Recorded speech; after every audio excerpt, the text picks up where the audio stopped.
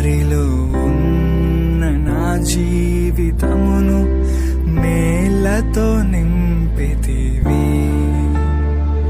ఒక కీడైన దరి చేరక నన్ను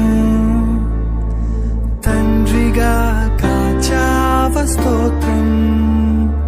ఒక కీడైన దరి చేరక నన్ను తండ్రిగా కాచావ స్తోత్రం.